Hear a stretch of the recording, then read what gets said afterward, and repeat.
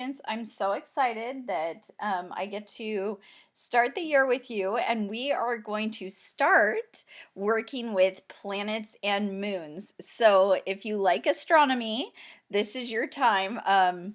There's just so much constantly going on in space that we can learn different things.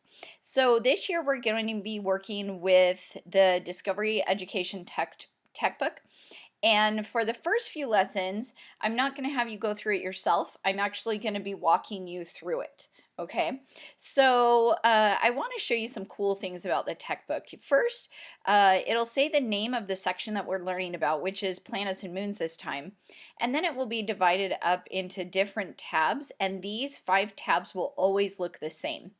These tabs are kind of the things in science that we're all trying to focus on, is engaging the students, learning to explore, explain, elaborate, and then evaluate. And this is part of the next generation science standards and how science people have gotten together and collaborated and thought that this would be the best way to present science to students. So their tech book is actually laid out to match that. Um, so it starts out, and the first tab, Engage, will usually talk about generalities about what you're going to learn about. So in this one, it says, think about a time that you went up and gazed at the dark sky. You probably saw the moon and planets, the Milky Way, stars.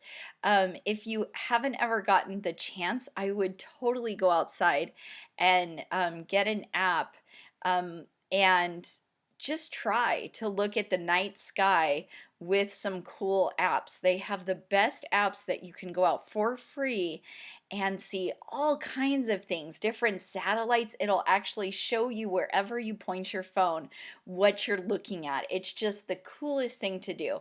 So, and you could do it during the day too, because the stars are there during the day. We just can't see them, but on your phone, it'll point out where they would be. But that's less exciting than actually getting to actually see them at night. But at any rate, um, it points out in this beginning that you can look at stars through telescopes, although now I think your phone is an awesome way to do it, and pointing out things that like moons, like the moon has different phases. You know that though, right? Um, so this is a part of the Milky Way galaxy, which we are a part of. Isn't it awesome looking? It's so gorgeous. So the chapter goes on to say that ancient civilizations really did a lot of work with the stars, and they actually started to find patterns and clumps of stars that they called constellations. And they would say that some stars remained pretty fixed in the sky, but some stars were seemed to just like travel in these lines. And eventually they found out that those traveling stars were actually planets. Um, but anyways, they also applied math to what they were seeing and learned how to count time. It's so cool the things that they studied and learned. So we're going to watch a quick video here from Discovery Ed on this.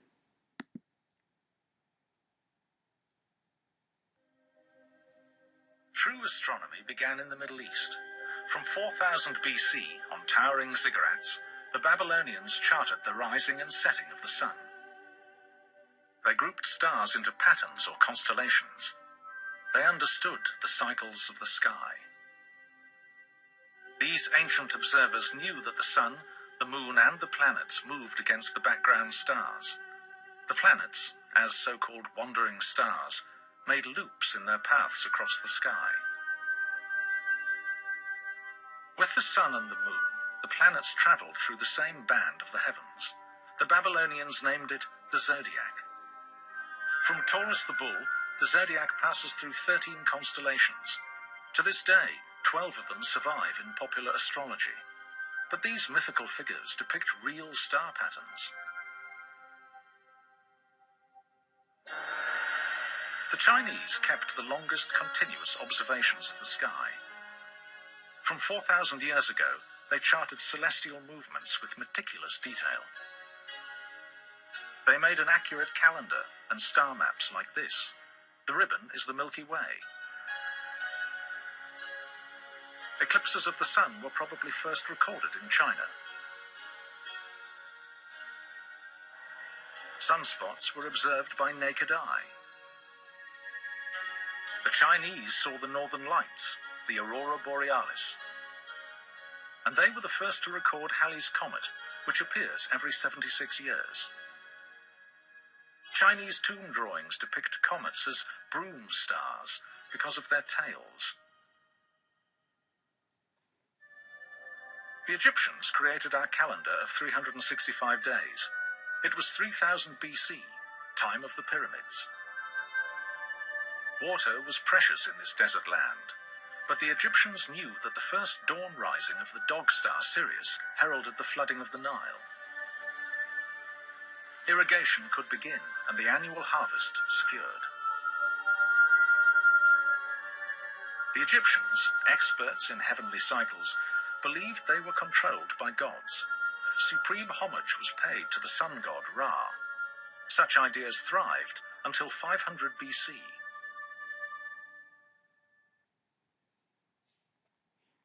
Okay, so that's kind of how the start of, different cultures and people that studied the sky.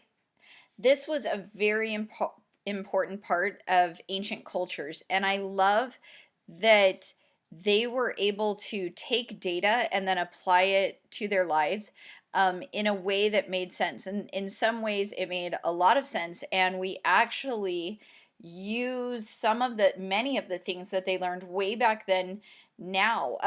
Just learning about the Egyptians and them even figuring out that based on different things in the sky, they knew when the seasons were going to change. And so they based their crops on that. When you feel like you don't have any ideas at all, like you're Emmett from the Lego movie or something, and you just have no ideas, think back to how these guys were able to get ideas and apply data to their lives and try to make sense of their surroundings even before technology and stuff. So you too can be awesome. Like, humans never cease to amaze me with the cool things that they think of. And I'm excited to see what you guys will think of too. Um, so basically the moon also um, it's a very important celestial body for us. This is another video, but I want to show you this explain question. The explain question is going to be really important this year as you go through my course. The explain question is kind of the big question for the whole chapter that I want you to really think about through the whole chapter. So I want you to write that in what I'm going to call it a science notebook, but it's not something I'm going to give you. Just in your own notes, wherever you keep your science notes, where you write some things down about what you're studying. And I would really encourage you, even though we don't meet as a class, to write down some things that you learn or that are new to you so that it makes it easier to go back and study and really learn those things. There's a lot of data that says you have to study something at least 7 times correctly on average. Some people are more, some people are less, before you really understand that concept. And so just hearing it once or seeing it, a second time in a video, for most people, they're not going to learn it that way. They'll have to look at it a lot. So making some quick notes really helps you. Anyways, in your science notebook somewhere where you write down your science stuff, keep the explain question, which for this chapter is what important characteristics of planets and moons are studied by astronomers. Write that down and then go back and study that and write down some notes as you go. Here they talk about the geologic moon activity and how they see different things. We might watch this at a different time, but in the meantime, I want to show you some features of the tech book.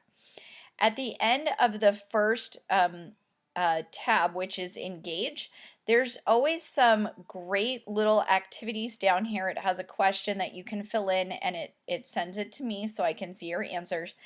And then it actually has different, like in this one, a little sorting activity. So classify the planets on whether they're an inner and outer planet, which is a fun activity. I happen to know that the inner planets are like Mars and Earth and Mercury and Venus.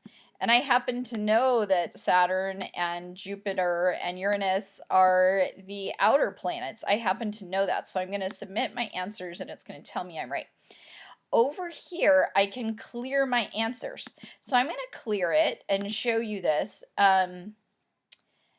There's no limit on how many times you can do this, but I just want to show you how you can clear it because so far in what the readings were, you don't necessarily know which planets are there. So this, I want to just show you, is like a pre-testing activity. So the point in having a pre-test is just to kind of let you know where you're at. So I want to tell you that this tool is there to play these little activities or games, but that you're not going to lose or get a bad grade depending on how well you do because it's kind of a pretest. The information wasn't there yet. And so if you don't know it, I'm not going to lower your grade over that. However, I would like you to try it. Now, if you said Mercury was an outer planet and you submitted it, it'll tell you that you're wrong, but you can just correct your answers. And oh, that just shows the correct answers, but you can clear it and keep trying and trying until you're pretty good at some of those sorting activities. And sometimes you're not going to get really good at them until you come back, you know, after having studied the whole chapter. So just know that that's there. Other really cool things about the tech book is that you can actually change the reading level. I have you all defaulted to reading level A, which is the easier reading level. But if you're like, hey, I want more of a challenge, you could change this to B. Okay. I also want to point that out in case you ever mess around with those tools and then you're like, this is getting really hard. Maybe make sure that you didn't do that. And then if you needed to, you can actually go to this whole page in Spanish. Whether you pick the Spanish or reading level A or reading level B, it's the identical content, so you won't get more or less information depending on how you look at it. You'll get the same information, just maybe the sentence structure or the language is different, but you'll get the same content either way. So I have you all defaulted to level A. And then also, if you are unsure about how to read a certain section, you can actually have it speak the text. Think of a time when you went outside at night and gazed up at the dark sky. You probably saw stars, Earth's moon, and maybe even planets glowing against a black backdrop. Which I think is really cool that they can do that. Also, you can grab this, and if you thought this was an important thing that they applied their learning to agriculture, you can highlight in some color of your choice. And additionally, you can make a note like this is important, and close that, and your little note will go over here, and you can always reference back. So that is some of the really cool features of the tech book, and soon you'll start going through this by yourself, but for this starter week we will just go through it together. All right, I will be making another video. Take care.